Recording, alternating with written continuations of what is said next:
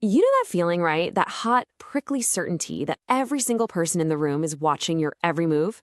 Well, what if I told you that feeling is basically a giant illusion? Today, we're going to pull back the curtain and find out why your brain makes you the star of a show that almost nobody is actually watching. It all starts with a thought, kind of like this one. You make one tiny mistake. You trip over a word and bam, your brain immediately declares it a total catastrophe. You were absolutely convinced, everyone noticed, and everyone is judging you. But what's really going on in their heads? We're going to leave that blank for now, but we'll be coming back to it. I'm going to go out on a limb and say this feels pretty familiar. It's that exact moment where it feels like all your insecurities are being projected onto a giant movie screen for the whole world to see. And it's more than just a vague worry, isn't it?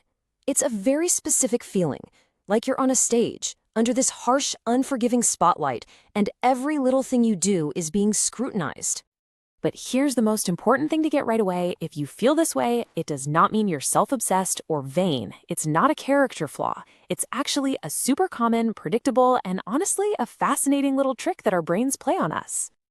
So you know what? Let's give this feeling a name. Let's dive into the psychology behind your brain's absolute biggest social miscalculation.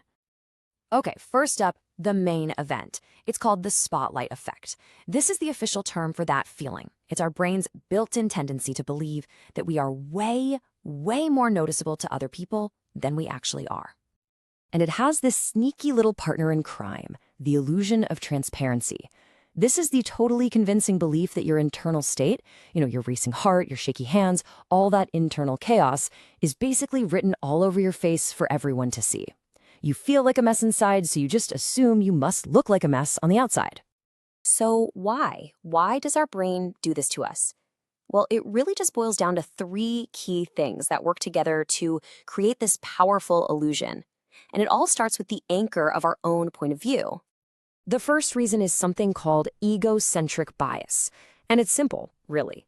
We live our entire lives from one perspective, our own. We are the main character in our movie. So because we are hyper aware of ourselves 24/7, our brain just kind of assumes everyone else is too. But the reality, in their movie, you're just an extra. Next up, you've got the anxiety loop. Oh, this is a nasty one. This is where that illusion of transparency goes into overdrive. You feel anxious, right? And that feeling is so strong, you become convinced it's obvious to everyone. But then, that belief that everyone can see how nervous you are just makes you even more anxious. And around you go in this vicious cycle. And finally, there's projection. A lot of the time, those critical eyes we feel watching us, they aren't someone else's. They're our own. We take our own biggest insecurities about how we look or how we sound, and we project them onto other people, assuming they're all thinking the exact same critical thoughts that our own inner critic is.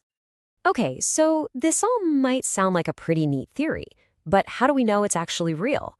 Well, lucky for us, some psychologists decided to put it to the test in a pretty famous and kind of funny experiment.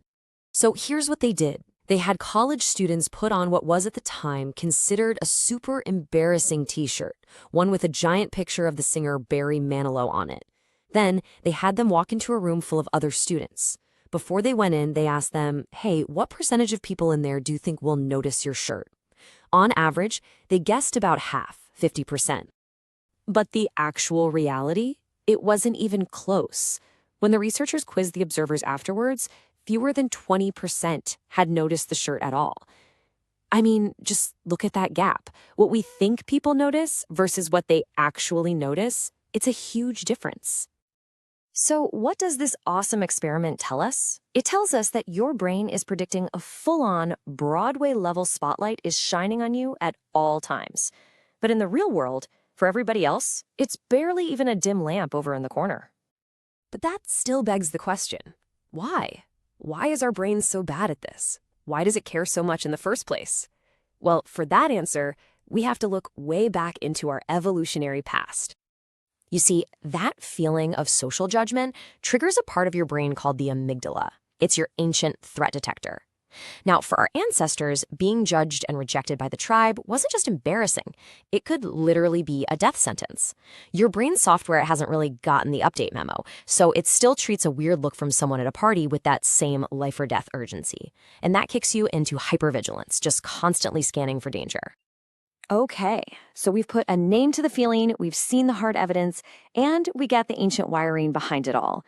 So now let's put it all together, and finally, let's close that reality gap we opened up at the very beginning. Remember this?